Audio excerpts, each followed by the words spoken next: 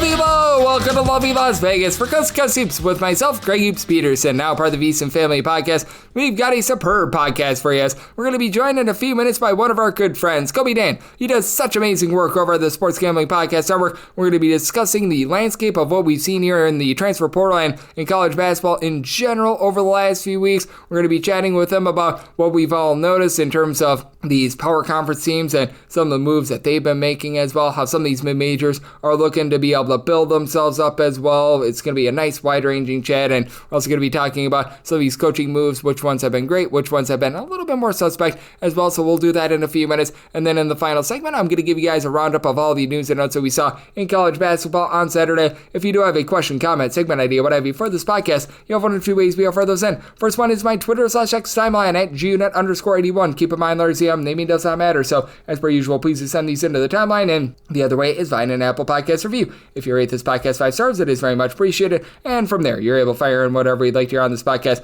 by that 5-star review. Did not get in any Twitter/X questions today, so please do fire those in. We've got a very, very long offseason, so I very much do welcome those questions, and everything today is brought to you by Edge Boost. Over at Edge Boost, they make sure that bettors are able to access their funds 24/7, 365 on leap years, 366 days of the year, as it is an account that is allowing bettors to be able to move their funds however they'd like, and you're able to earn cashback rewards with Edge Boost. And when you go to edgeboost.bet, utilize that promo code of Greg, G-R-E-G. That gives you $1 for $1 match on your first deposit up to $25. Now let's chat with our good friend Colby Dant, who does such great work over the Sports Gambling Podcast Network with the show, The College Experience. He and our good friend Ryan McIntyre do a great job on that front. This guy picks like every single form of football, and he does so all so well. Just a big giant ball of energy. You're able to follow Colby Dant on Twitter/X at the Colby D altogether. And Colby, it's great to get you aboard. Thank you. Anytime, buddy. Always great to have you aboard, Colby, and I know that you've been gauging this all season long with one of our good friends as well, Ryan McIntyre, the Sports Gambling Podcast Network. And when you just take a look at the transfer portal and trying to gauge it right now,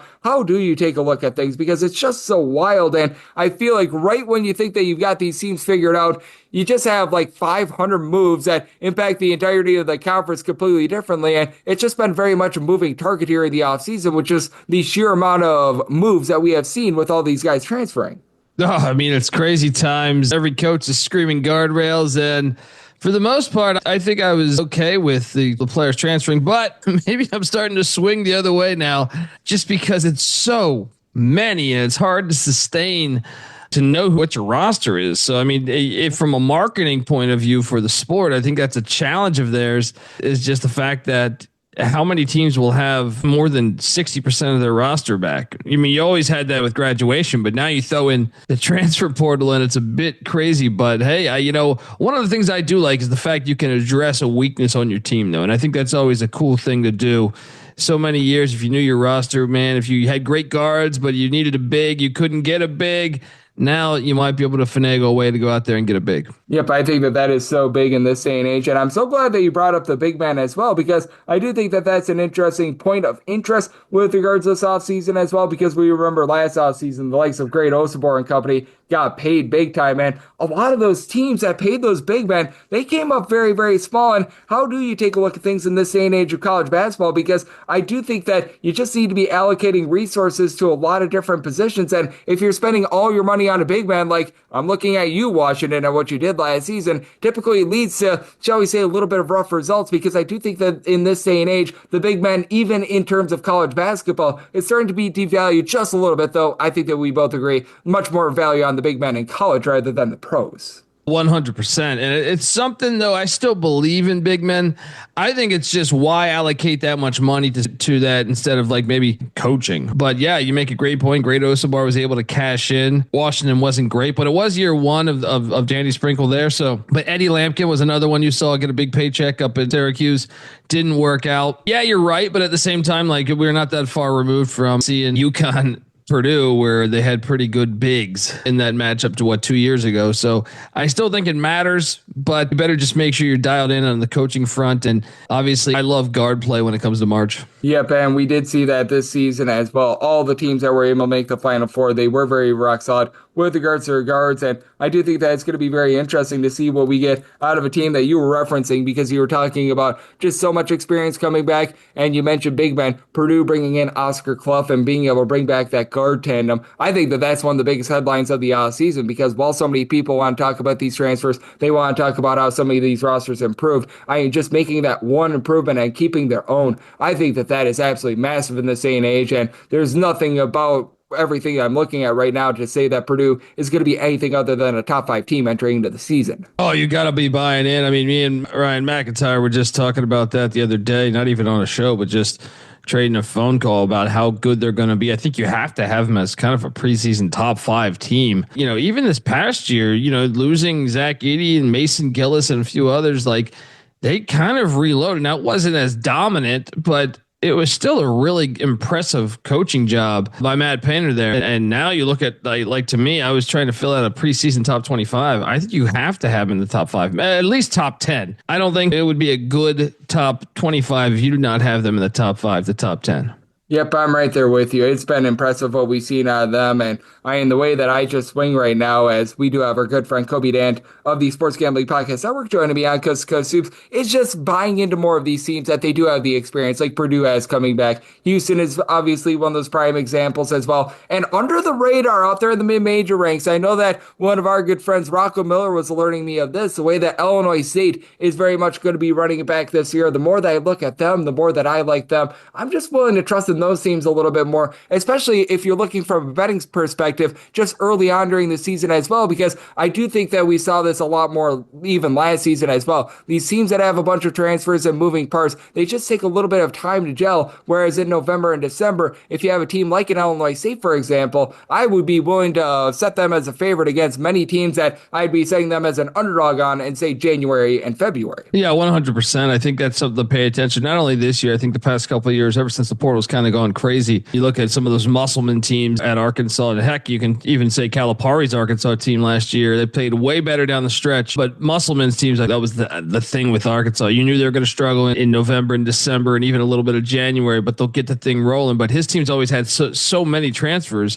but now that's kind of become the norm. I feel like most of these teams have that, but yeah, if you could find a team, a diamond in the rough that, you know, was able to, I know Drake last year brought in their whole team from Missouri Northwestern State, I think it was. Yeah. You know, the fact you were able to bring in that whole team, they pretty much transferred in as a whole team that had been playing with each other. So continuity was so big, and that's kind of why they hit the ground running there. And I think it's just such a big thing these days, especially from a handicapping point of view in November and December. So yeah, Illinois State running it back. I'm loading up on it. You've seen it before. I was kind of high on UC Irvine a year ago for a lot of those reasons. And I think that's so interesting that you bring up what Drake was able to do, because pretty much all of Drake's roster is now going on over to Iowa as well. And I've talked about this on the podcast the last few days, so I might feel like a little bit of a broken record, but I just look at what the Big Ten has been able to do over the last, we're going to call it 24 or so months, because I felt like for the longest time that they were stuck in the Stone Age. They weren't adapting to what college basketball is in this day and age, with having the clunky big men not hitting the transfer portal. And I do feel like it's been a credit to the Big Ten that they've now done a great job here in the offseason with their coaching hires. They're now bringing in a lot of top flight transfers. I think that, for lack of a better term, they've gotten with the program in terms of what college basketball is in this day and age. I feel like they've had a tremendous offseason as a whole. Yeah, 100%. And from a coaching point of view, I just feel like they've gotten a lot better. So starting to pay attention to those things, and also it doesn't hurt that you bring in UCLA, USC, Oregon, all of that have had, you know, Final Four or Elite Eight runs in the past, you know, decade. So those three, and then you throw Washington in. Those are good additions to strengthen your basketball conference. But to your point, I've always thought over the past 10 to 15, maybe even 20 years, that they've lacked athleticism. They didn't know their identity before. Identity is in regards to this. I feel like they kind of were on this pedestal of like, no, it's Big Ten academics. It's kind of, you know, Ivy League-esque in a way. And now that pay for play is a thing. Before, like it was almost like they didn't want to cheat, where other conferences, I think, were maybe a little ahead of them paying under the table. Well, now that it's okay. Now it's a thing. It's legal. everyone can go out and get this talent that was always there.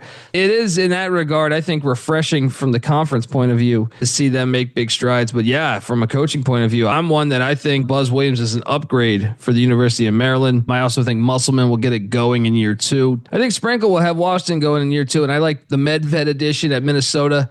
Northwestern being able to retain Chris Collins. There's a lot that I like in this conference, and it starts with coaching. Oh, there is a ton that I love as well. But what I also love is the fact that we've got Colby Dant on this podcast, joining me right here on Coast to Coast Hoops. And I do think that the 2 SEC coaching moves were very interesting as well, because Sean Miller, obviously a well-known guy, he was at Arizona for the longest of times. And if he did at Arizona now what he did a few years ago, he'd probably still be at Arizona if I'm calling it what it is. But that said, he comes on over to Texas. They're going to be retaining much of that backcourt, which I do like to see. And then Bucky McMillan, he goes on over, and it's going to be a new look for Texas A&M because his style is completely different than that of Buzz Williams. And how do you take a look at those 2 Texas teams out there in the SEC? Because I think that both of those coaching moves are very interesting, and I do think that Sean Miller are going to have instant success over at Texas, and I think that Bucky McMillan is going to be a very interesting case study to see what happens in future coaching cycles and just how teams evaluate these coaches in general, because he plays a completely different style than what you typically see in the SEC. Yeah, that's the one I'm most fascinated to watch that, but I'm not think A&M would hire him. So that one took me by major surprise. I thought you'd make a run at Mick Cronin or, some other, big name coaches. I did not see Bucky McMillan. I'm excited for it though. I saw he just landed Rylan Griffin the other day from Alabama. Yeah. He was at Kansas. Yeah. Before that. So yeah. And they got the big man from Texas Tech as well. So it's been exciting to see, and I'm fascinated by it because, that's one where I love when you get coaching styles. I think one of the best things about college football and college basketball and just college sports in general is why I find it the purest as opposed to pro sports is you get kind of the innovation happens on the high school or college front where you get different styles. It's like, you're watching that pack line defense with Tony Bennett go up against, Nate Oates or something. It's a bundle of fun to watch. And I think that the sport it will be thriving when you have a lot of different styles. So I'm fascinated by that one. Now, as far as Sean Miller to Texas, I know they almost got him a few years ago. Chris Del Conte, their AD, did want to get him, I think, initially when he got the Texas gig. So he finally gets his man. So in that regard, I think, okay, it should work. But he still kind of reminds me of like a Sarkisian-ish hire. We'll see if it works. I had some issues with Sean Miller, at Arizona and even at Xavier. I know the first year he kind of hit the ground running and went, I think, to the Sweet 16, if memory serves me correct, in his second stint at Xavier. But he kind of underachieved in a lot of the other teams. Some of that was injury related. Maybe that's bad luck. So that one I'm a bit on the fence on. Like, I know Del Conte wanted him. So, okay, you finally got your guy. But I just don't know how good of a coach Sean Miller really is. And it's going to be fascinating to see, because Texas will outspend pretty much any university. I just saw their football salary cap coming into the season. So they want to win. And I question to me, because you're Texas, you can get a lot of sitting head coaches, but he had it. He's been wanting Sean Miller for 5-6 years. He finally got him. Let's see what he can do. I have a few question marks though. I think he'll be better than what they had, but I also to me, if you want to be making Final Fours and winning national championships, I'm not sure that was the right hire. Yep, it is interesting to take a look at that front. And it was very much a snap hire as well, which I also found to be very interesting. It's as if they just knew that Sean Miller was going to be their guy. To your point, Mr. Del Conte, he had wanted Sean Miller for quite a while, so that had certainly a lot to play with it. And I think that both of those hires there in the SEC, a brutal SEC, is going to be fun to take a look at. And obviously, we've hit upon a lot of the power conference coaching hires. I know that when you joined me last, we took a look at the Florida A&M situation, so you're a man that you do a great job of looking at everything. But what's one or two that might be under the radar that either you feel really good about and you just think that this is going to pan out and we're not talking about it enough, or is there perhaps one that you take a look at, a lot of people are feeling bullish about the coaching hire and you have your question marks with it? Villanova from start. I'm just not sold on Kevin Willard. I kind of thought he got, that was probably his best coaching job. And I don't even know. I know the COVID season at Seton Hall, they were really good. And obviously we didn't have a March Madness. I'm still mad that one of those years, that had to happen in my lifetime, by the way. That's how much we love college hoops, right, Peterson? Like the fact that couldn't have been after we kicked the bucket, we're still missing one March Madness. But that's one that was a puzzling hire to me. I know Jay Wright coached against them and probably speak pretty fondly about him because I think they still listen to Jay Wright, regarding hiring and everything. But in similar vein to the Sean Miller thing, if anything, I think Sean Miller is actually a little more proven as a head coach. But Kevin Willard to Villanova, I just don't know about the fit. I know that they have money. They're a basketball school first, but X's and O's wise, I've had a lot of questions. I went to the University of Maryland basketball camp as a kid, so I kind of paid close attention to the Terps. My mom's an alum there. Brought in the talent, but I don't know if that was Under Armour money. But X's and O's wise, I've always had my questions. Go back to that game against Sparty where Sparty hit that full court shot in the regular season. And what that was just one where like they were fighting for that 1 seed in the Big Ten race. I thought he got severely outcoached. Now, I get it. That's Tom Izzo. That's coaching legend. But they were unorganized. And I feel like that was the theme really the past couple of years with some of their great teams. They had Jameer Young, the DeMatha grad who transferred in from Charlotte at one point. And like, I just felt like you watch them sometimes, you're just like, have they practiced spacing at all or pick and roll or, just a lot of ISO, a lot of just scatterball, I call it. But I have my question marks with that hire there at Villanova. But I mean, as far as just in general, a team that I'm not sure if I mentioned this the last time I came on, so forgive me if I did, but the clock, like your life clock is ticking with Rick Pitino and St. John's. And I know this is probably a chalky answer. Obviously, they won, I think it was 31 games a season ago. And it was a disappointing NCAA tournament. But man, I think he ignited that fan base, the NIL collective, and they've gone out, bringing in Bryce Hopkins and having a few guys return that I think will mix in well, assuming Hopkins is 100%. Obviously, that's been an issue, but they've been very active in the portal. And I know controversially, they've let a few guys go, but I think St. John's is one that I'm just fascinated to watch moving forward. And I think, I think they could be a national championship contender, but, we'll see. Yeah, I feel like Pitino in one regard, I think is fantastic for this day and age. But I also think you saw it with RJ Lewis was that they clashed apparently. And the modern athlete, I feel like, might not be used to the grind that is Rick Pitino and what he expects. So it's going to be fascinating to watch. But I do think when I look at that roster, I say, man, that's a national championship caliber roster. And I can't wait to watch it. Yep, it is going to be a lot of fun to see what they're going to be able to do this season. And we do have a lot that's going to be going down as well. And I'm so glad that you do mention the fact that St. John's has done such a great job here in the offseason, because I really do feel like even the bottom of the Big East is getting better. Like Georgetown was able to get better last season. DePaul is finally not completely horrible. And even these schools like Butler, it's been solid as well. And for all the things that have went just haywire this offseason with regards to NIL funds and what have you, I feel like it's been to the benefit of the Big East because they don't have to concern themselves with football, and they're putting all their eggs in the basket of college basketball right now. I know that a lot of people get turned off with college athletics with the way the portal's going and NIL. And the first thing I would say is I think people were a little naive. I understand it's tough when you're saying, hey, the 17-year-old or 18-year-old or 19-year-old is demanding this much money, but it was always happening for a select few schools for a long time. If you've known anybody that's played college hoops, that was pretty good.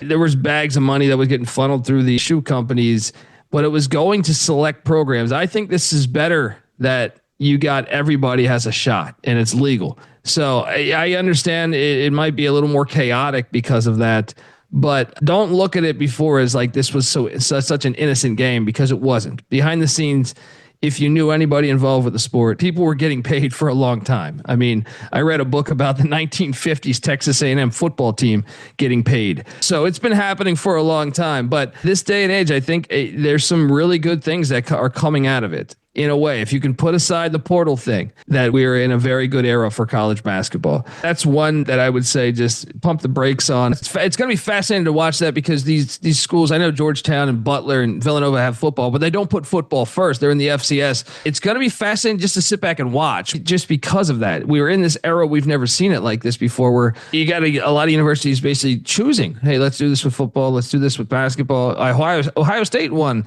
that I thought kind of phoned it in on basketball last year, even with their coaching hire, knowing how prestigious the program is historically, with the Greg Oden days or Jim Jackson days. They've been good for a long period of time, and I was surprised they kind of went bottom dollar on their coaching front.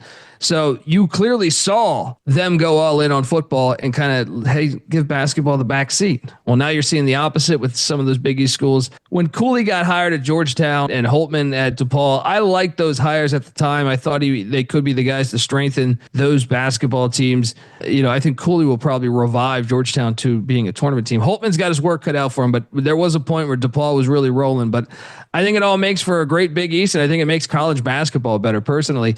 I know I feel like I'm the only one saying this, or maybe just a few of us, but I really believe in that. I grew up, I've been watching the game since 90.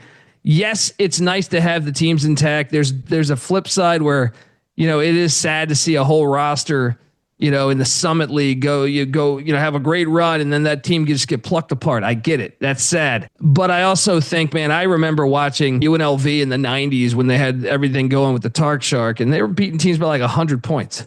I almost feel like consistently. So I almost feel like the gap was so big then between the good and the bad, where now I actually feel like, and I know that this was a chalky NCAA tournament, but I still feel like the sport of basketball, that there's more great players than ever. And I think, diversity is happening through the sport as far as teams that are capable of winning games at a higher level than before. I think your mid-major today is so much better than your mid-major, say, 30 years ago. Absolutely. And what else has been great is the rise of so many great analysts, and one of the best out there, that'd be you, Colby. You do such an incredible job. Taking a look at this great game that we all know and love of college basketball over there nightly on the College Experience. I know that you're hard at work on the football front as well, so let the good people at home know what's on tap for you and how people can follow along on social media and other platforms. Thank you, man. Always a pleasure hopping on. And right now we're still doing College Basketball Experience episodes, breaking down the portal and coaching hires, but I'm a college football junkie through and through. We break down every single team. All 136 FBS teams get a solo episode. We've been doing it for 8 years there. We got the FCS College Football Experience as well. We even dive into that. Come join us on that. Michael Vick coaching, Deshaun Jackson coaching in the FCS ranks. So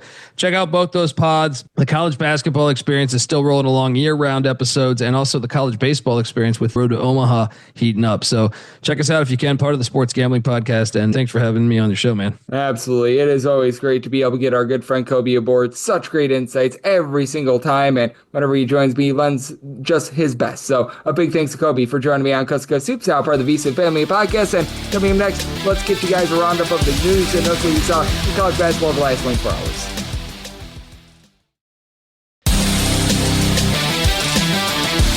And we're back here in lovely Las Vegas for Coast to Coast Hoops with myself, Greg Hoops Peterson, now part of the VSiN Family Podcast.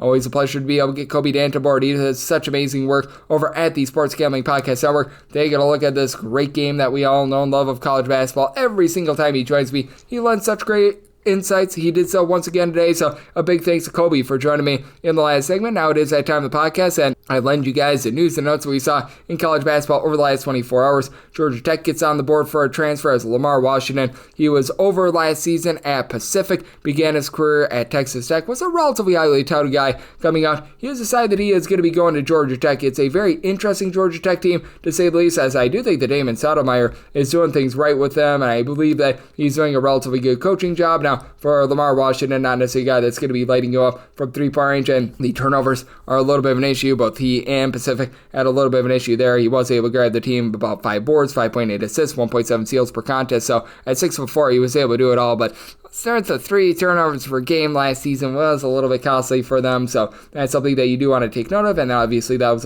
at a little bit of a lower level, but that's it for this Georgia Tech team. I feel like they're doing a solid job being able to get a few ads. Peyton Marshall and Cam Kraft are going to be coming into this program as well, so I do think that this is a sign of things in the right direction, and I do like this pickup for Georgia Tech. And then I love the fact that you've got Babacar Faye, who he was over at Western Kentucky last season, had his season cut short to 10 games due to injury, but he was rock solid when he was out there. He was getting north of 15 points per contest at 6'8", was able to pull in there about 7.5 rebounds per contest, was giving you a little bit of versatility in terms of three-point shooting. Not necessarily the most versatile guy on the face of planet Earth, but that said, for Utah, this is a relatively good addition for them. It is a Utah unit that, well, they were a little bit less than tremendous last season, and this is always a team that is built on very, very good rebounding. Even though you've got a little bit of a coaching regime change, I do expect that to be very much the same, as you've got Keanu Dawes, who's going to be returning back in the fold. Dawes John McHenry, his teammate over at Western Kentucky, he is going to be with him as well. He's a guy that was able to do a little bit of everything for that unit, so I do like what he's able to bring to the table for this Utah team. They have brought in quite a few transfers, so it is going to be a lot of moving parts this season, but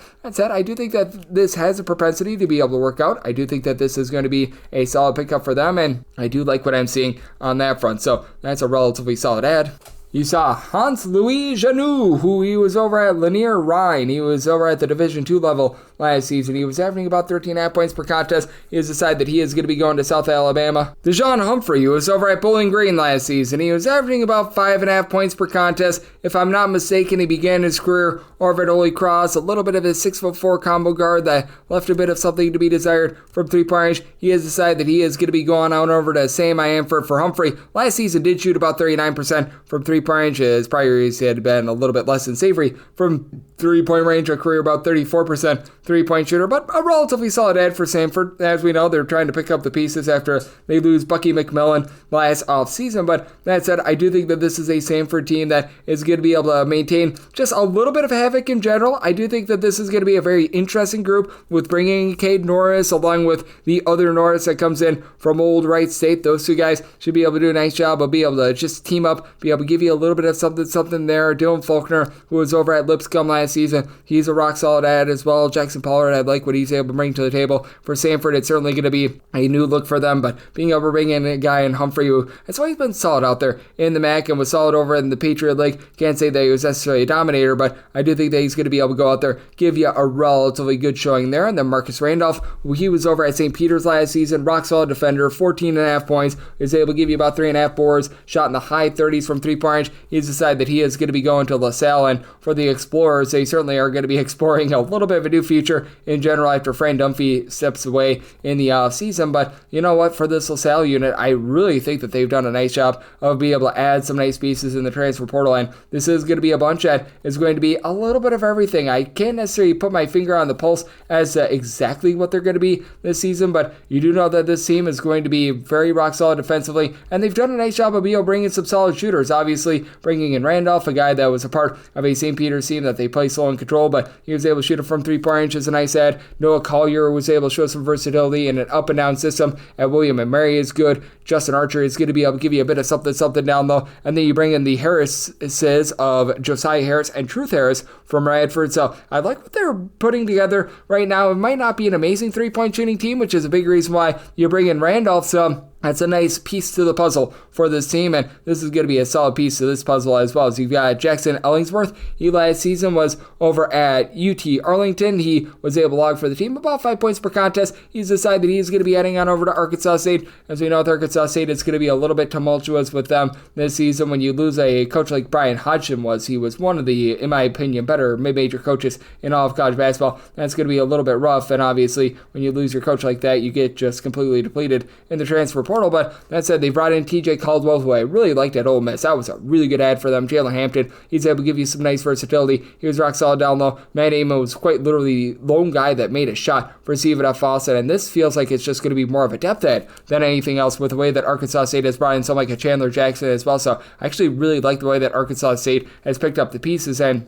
now that you bring in Ellingsworth, that does give you a little bit more coming in off the bench. And for Sacramento State and our good friend Shaquille O'Neal, man, they have really hit the ground running in terms of signing some of these guys. Jaden Teat, he was not necessarily like the world's greatest player over at Utah, but you've got a guy who is coming in from Utah that's going to be entering by the transfer portal, was never necessarily one of those top 100, top 150 recruits or anything like that, but I mean, this is a Sacramento State team that over the last, we're going to call it about 72 hours. I might be selling it a little bit high or low. They have been picking up a lot of different guys, as you've got Mikey Williams, who comes in for Central Florida, just a dynamo at the NAIA level about 2 seasons ago. Brandon Gardner, who he was over at Arizona State, comes in. Jeremiah Cherry, rock solid rebounder from UNLV. This has been a really good run for this Sacramento State team. Mataj Glover, he's going to be able to give you a bit of something as well. So I really like the ad there, and this team is really doing a nice job of being able to strike while the iron is hot. Jalen Rice, he was over at Cleveland State this last season. He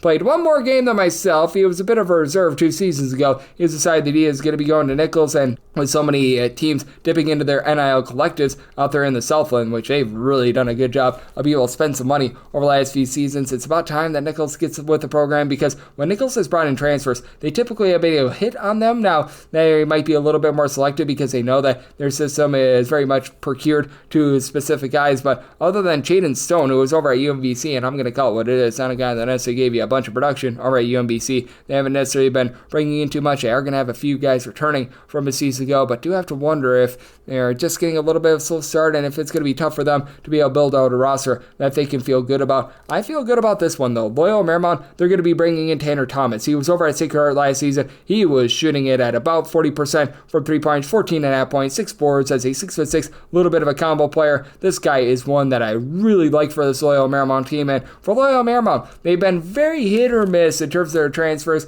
under this current coaching regime with Mr. Stan and company. It certainly has been up and down for them last few seasons, but this is a move that I really like for them. For Loyola Marymount, they have been a little bit slow going here in the transfer portal, but being able to add him, they brought in Jalen Shelley along with Rodney Brown from the Power Conference level, and Nikhil Shelton, he was a nice, versatile scorer over at Eastern Illinois. I do like what these guys are able to bring to the table, so it feels like things are starting to be able to build for them. Now, they're going to need to get a little bit more down low, but I do like this pickup for them. Chris Riddle, riddle me this. Where do you go if you were at DePaul last season? Well, he's going to be heading on over to Toledo. He averaged about a point per game. He was a okay touted prospect. I'm not going to call him like a top 150 guy or anything like that. Like, there was, if you're looking at glass half full, glass half empty, there was water. I don't know how much water, but there was water in the glass, so that's good for Toledo. He's a 6'5" guy that I think is going to be able to fit the system, but for Toledo, as we know, things were a little bit less than savory for them last season, and this team never plays any defense whatsoever, so that's going to be a lot of fun to take a look at. Bryce Johnson, this guy was a lot of fun to take a look at this last season over at UMBC. 16.5 points, 4 boards, 2.5 assists, shot 37.5% from 3-point range. He goes from UMBC to UTSA. Meet for the Roadrunners, and for UTSA, they brought in some nice 3-point shooting last year. Completely neglected the rebounding, but Austin Clonch is a coach I have a very good belief in. He has done a very nice job of just being able to get his teams to fire on all cylinders over the last few seasons in general. I have faith that he's going to be able to do a very good job with this team, and you did see UTSA get better throughout the season last year as well. They haven't necessarily brought in a whole bunch of guys via the transfer portal just yet, but they've also got Daniel Aktabi, who comes on over from Morgan State, Austin Nunes, who was over at Arizona State last season, so you know what? I do think that they're making some inroads there. I do like that pickup for them, and I do like this one as well as Fordham has hooked in their Christian Henry. Henry last season was over at Eastern Michigan, 14.5 points, 3.5 assists, 1.3 steals, shot 37% from 3-point range. Fordham under Mike Magpayo has been able to do a really good job, and I like Mike Magpayo as a coach. What he was able to do over at UC Riverside was chef's kiss right there. He has done a nice job of being able to hit the transfer portal on Fordham, a team that really doesn't have the world's greatest resources, a school that has been down and out for so long. They bring in Jace Howard from Michigan. You bring in Lewis Lesman, who's got some good versatility and was over at Harvard for a long time, so you know that he's a smart kid. You see Riverside, pair of guys come in there in big man Rikas Shuttle along Jack Wobon. Additionally, you're able to hook in there DeJour Reeves, a top scorer over at Iona and Northern Colorado last 2 seasons. Very, very good job by Mike Magpayo, and the arrow is very much trending upward for they and the Atlantic 10 in general. And then the arrow is trending northward for North Texas as well. The Mean Green, they bring in Will McClendon. Began his career over at UCLA, was a rock-solid scorer this last year. 12 points, about 3 assists per contest, mid-30s 3-point shooter throughout his career. I think that this is going to be very good for a North Texas team that they were able to do a nice job of being able to hire from within. It's a North Texas team that it doesn't matter who the coach has been the last few years. They have been slow, grimy, and just very, very defense-oriented in general. And for Will McClendon, he was a part of an old San Jose State team that was able to play relatively slow and controlled as well. Now, the defense was a little bit lackluster, and you've got a lot of guys coming on over from Cleveland State as well, with the likes of Dylan Arnett, Cole Franklin, and company. So that's very big. David Terrell is a guy that's able to generate turnovers. He comes over from UTEP as well. So I like this pickup for them. They needed a sharpshooter, and boy, oh boy, did they get a very sharpshooter on that one. And then what else is sharp is just taking a look at this great game that we all know and love of college basketball and parsing through all these notes every single day. And that's what I am looking to do on this podcast. If you do like hearing from this fine podcast, Coast to Coast Hoops, You're able to subscribe wherever you get your podcasts, Apple Podcasts, Google Play, Spotify, Stitcher, and TuneIn. If you have a question, comment, segment idea, what have you for this podcast, you do have one of two ways to be able to throw those in. First one is my Twitter/X timeline at gunit_81. Keep in mind, letters EM, they mean does not matter, so as per usual, please do send these into the timeline. And the other way is find an Apple Podcast review. If you rate this podcast 5 stars, it is very much appreciated. And then from there, you're able to fire in whatever you'd like to on this podcast via that 5-star review. And a big thanks once again to our good friend who does such amazing work over at the Sports Gambling Podcast Network, Colby Dant, for joining me in the last segment. I'm with you guys every single day on this podcast, regular season and off season. I think we're up to 2,000 games without a missed podcast, so I will certainly be back with you guys once again tomorrow. Thank you. If you work in quality control at a candy factory, you know strict safety regulations come with the job. It's why you partner with Grainger. Grainger helps you find the high-quality and compliant products your business needs to inspect, detect, and help correct issues. And the sweetest part is, everyone gets a product that's as safe to eat as it is delicious. Call 1-800-GRAINGER, click Grainger.com, or just stop by. Grainger, for the ones who get it done.